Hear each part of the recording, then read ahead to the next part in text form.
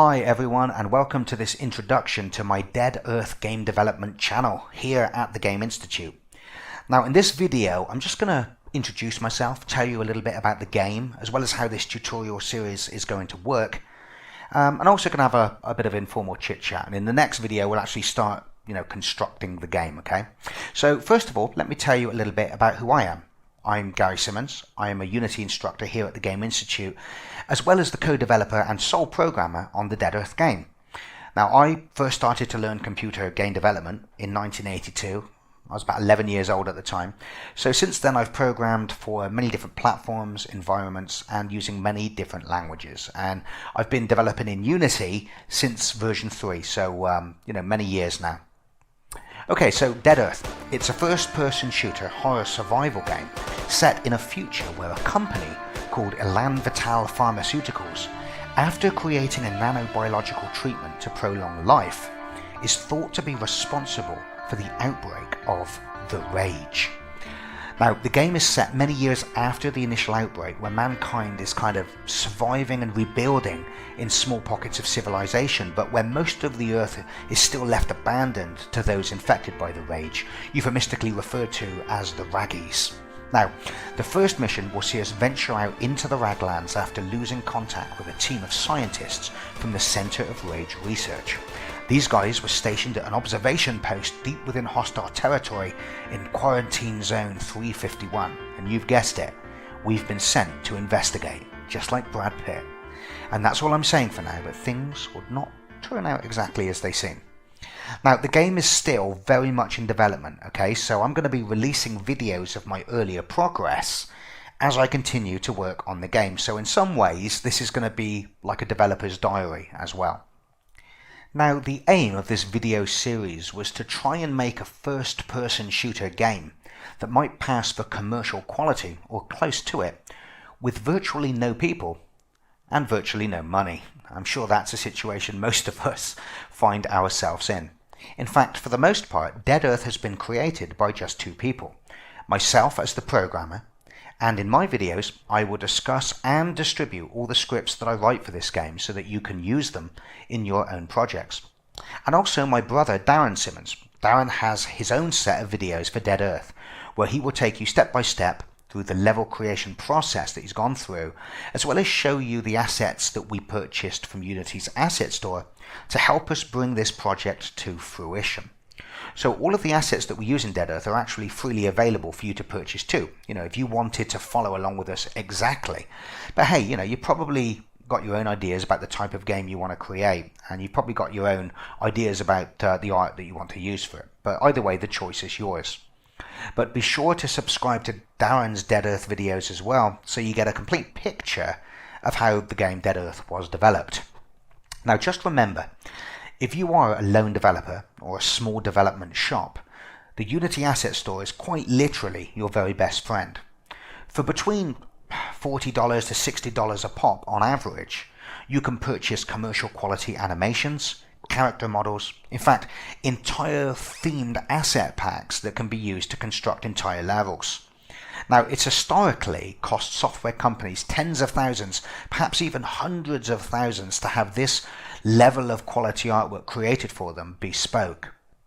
But with the asset store, even if you're a lone programmer with no artistic skill, you can probably purchase top quality artwork for your entire game for probably less than a few $1,000s all in.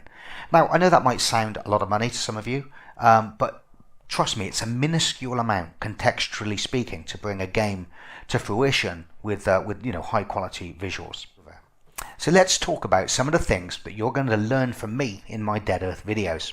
Now, this list is by no means an exhaustive list, as I haven't finished the game yet. Therefore, there's probably some stuff that I'm yet to implement, and probably some stuff I don't even know I've got to implement yet, that will obviously be added to this list.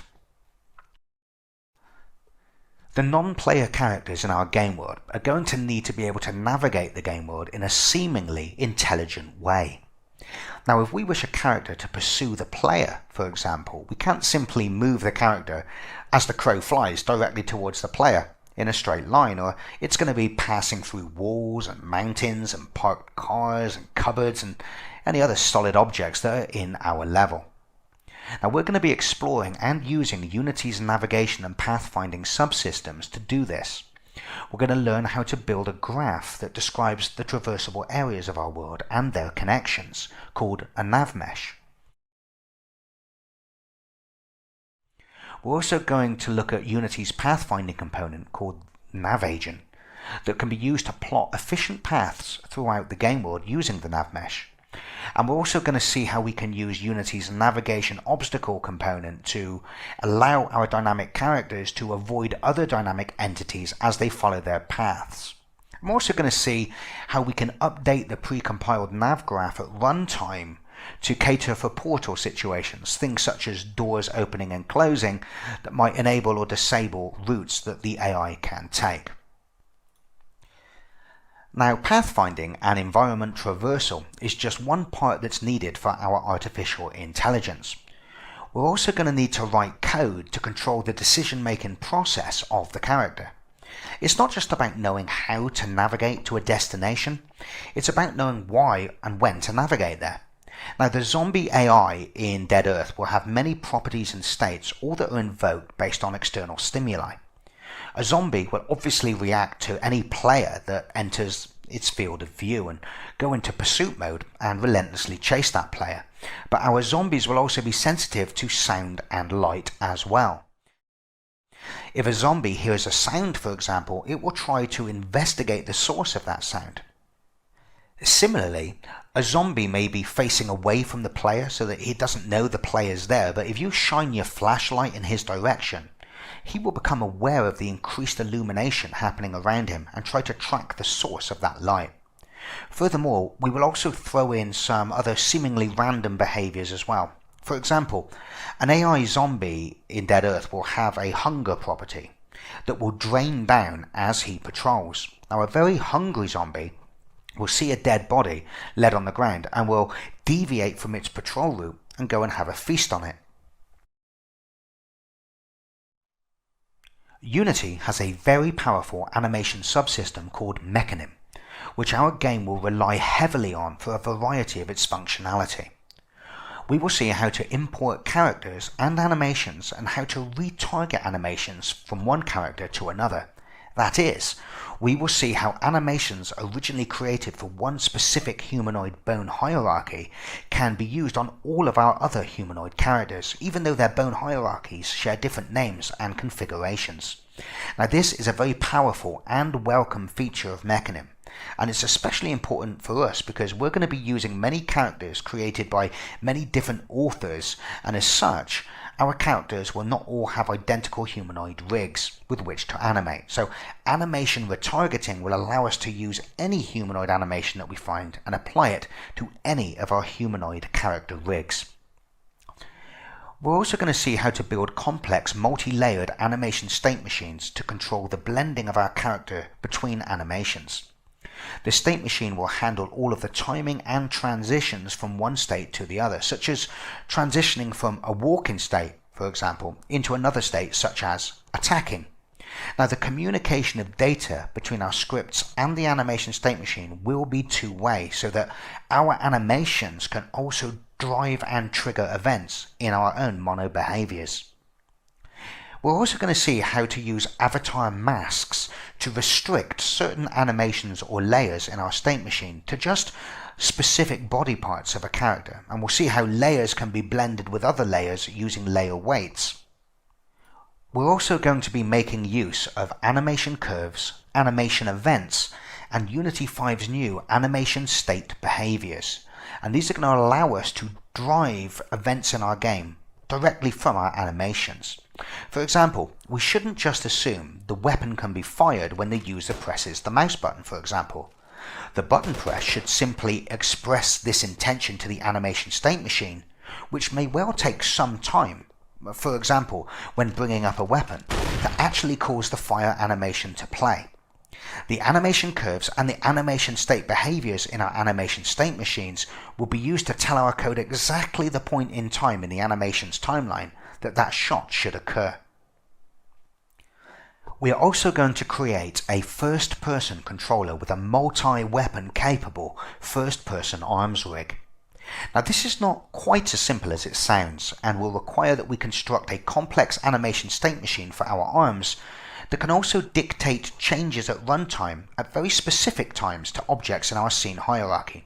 For example, an animation to reload a pistol will also need to communicate with the scene hierarchy to assure that the pistol clip game object is enabled and disabled at the correct time throughout the animation.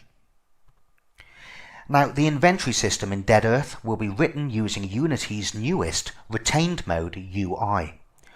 We will learn how to pick up and drop objects, we will see how to add them to our backpack and to consume and manage them.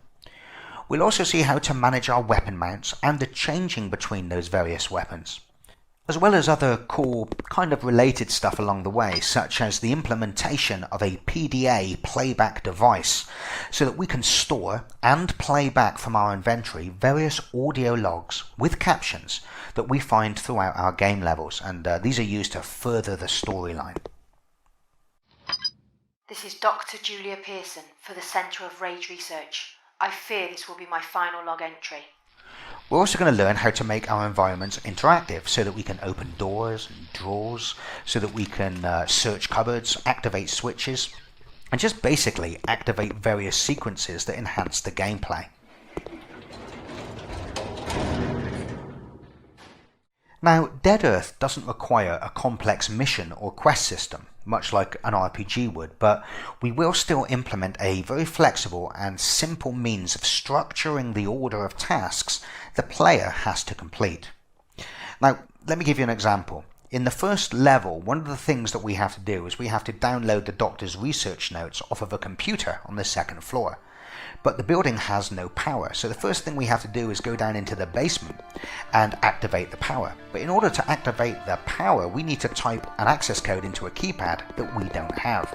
So you probably see where this is going. At some point we find an audio log that contains the access code. It can be done from the keypad in the power control room in the hospital basement. The access code is 23021971. Then, because we've listened to that audio log when we return to the power control room, we can now, activate the keypad and the lights and the power to the hospital come on. And you'll see how we can use these type of events to do cool things like, when the power is turned on, more zombies will be attracted into the building, because the building now has a much bigger visible footprint in the city. And when we go to the second floor of the hospital, the computer system now has power, which means we can use it to download the doctor's research notes. And while downloading the notes, we find the access code to the elevator down into the sewer system, and you get the idea. All of these things have to happen in sequence, and the system that we implement will cater for that.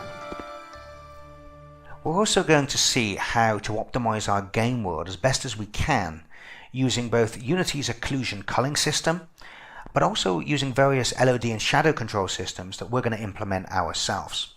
Now, this is vitally important for us because as developers that are importing assets from various different authors in the asset store, we don't always get the most optimized models or texture sets that we desire. Now, if I was working in a large game development house, I would instruct my team of animators to atlas all the textures and to limit all of the objects in the level to a very specific number of materials so that I get the minimum number of draw calls and a very efficient level when it comes to rendering. But we just don't have that luxury. So we're going to have to make as many savings as we can elsewhere. Okay then, so that's it for now. In the next video, we're going to start actually building stuff, okay? So I'll see you then. Bye-bye for now.